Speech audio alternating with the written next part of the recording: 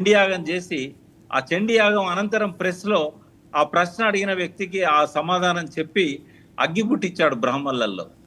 అంటే కొన్నిసార్లు పరుష పదాలు వాడినా కేసీఆర్ గారికి భాష మీద చాలా పట్టుందండి. ఆయన శిష్ట భాష మాట్లాడతాడు, బూతు మాటలు కూడా చాలా అందంగా చెప్పగలుగుతాడు తెలంగాణ యాసలో.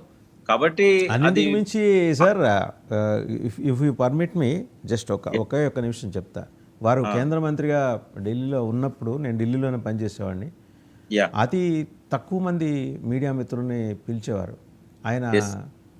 పోతన మహాభాగవతంలో పద్యాలు అసలు అంటే అసలు తడువుకోకుండా అనర్గళంగా ఒక 45 minutes to 1 hour ఆయన we use to enjoy and his presence.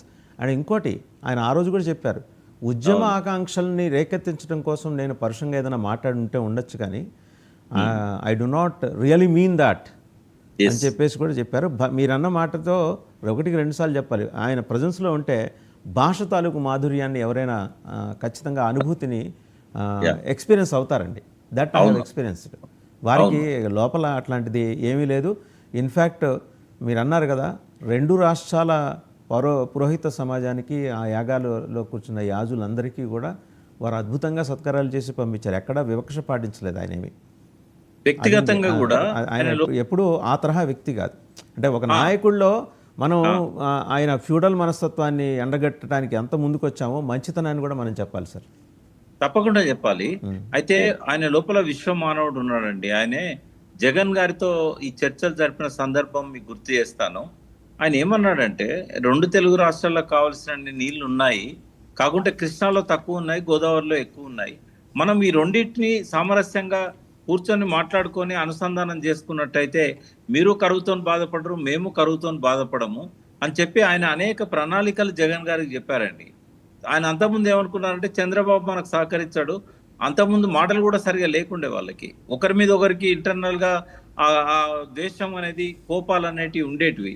కానీ జగన్ వచ్చిన తర్వాత మనకి ఈయన సానుకూలంగా ఉండే వ్యక్తి ముఖ్యమంత్రి వచ్చిండు, ఈ 2 ప్రాంతాలు సుభిక్షంగా ఉండాలని చెప్పి 3 సార్లు మీటింగ్లలో కృష్ణా గోదావరి జలాల గురించి ప్రణాళికలు సిద్ధం చేస్తే ఏకపక్షంగా ఆయన ఆంధ్రాలో వీటిని బైకాట్ చేసిపోయి ఆయన అనుకున్న ఇప్పుడు ఏదైతే చంద్రబాబు నాయుడు గారు ఇంప్లిమెంట్ చేయాలనుకున్న బనకచెర్ల పోలవరం స్కీమ్ ఉందో ఆయన దానికి ఆసక్తి చూపెట్టాడు తప్ప కేసీఆర్ గారు 2 ప్రాంతాలు సుభిక్షంగా ఉండాలి, చెరిసగం ఖర్చు పెట్టుకుందాం, గోదావరి నీళ్లను బాగా ఉపయోగించుకుందాం అంటే ఒప్పుకోలేదండి. అంటే ముఖ్యమంత్రి అయిన తర్వాత కూడా ఎన్నడూ ఆ ప్రాంతం యొక్క రాయలసీమ వెనుకబడితనం మీద, పల్నాడు సీమ యొక్క వెనుకబడితనం మీద, వెస్ట్ గోదావరిలో ఉన్న, ఈస్ట్ గోదావరిలో ఉన్న మెట్ట ప్రాంతాల గురించి ఆయన ఆలోచించాడే తప్ప ఆయన ఎన్నడూ నేను తెలంగాణ ముఖ్యమంత్రిని అయినా ఆంధ్ర వాళ్ళ మీద ప్రతీకారం తీర్చుకోవాలి, నీళ్లు బోనియొద్దు, ఇట్లాంటి ఎన్నడూ చేయలేదండి ఆయన.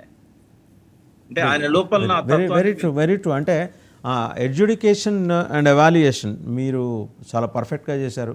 అఫ్ కోర్స్ వారితో మీ జర్నీ, వారితో మీకున్న అనుబంధం. ఇంకొకటి అవుట్ ఆఫ్ ద బాక్స్ ఒక ప్రశ్న అడగమంటారా? అడగండి, తప్పకుండా. Out of the box, nothing to అంత సీరియస్ ఏం కాదు. ఒక డిప్యూటీ స్పీకర్ పదవి ఇచ్చినందువల్లే అలిగి పార్టీ పెట్టాడా, మంత్రి పదవి ఇవ్వనందుకు పార్టీ పెట్టాడా, లేకపోతే ఉద్యమ ఆకాంక్ష కడుపులోంచి రగిలి ఆ జఠరాగ్ని మొత్తం విస్తరించడం వల్ల పార్టీ పెట్టాడా? ఇప్పటికీ ఇది అన్ఆన్సర్డ్ క్వశ్చనే సార్.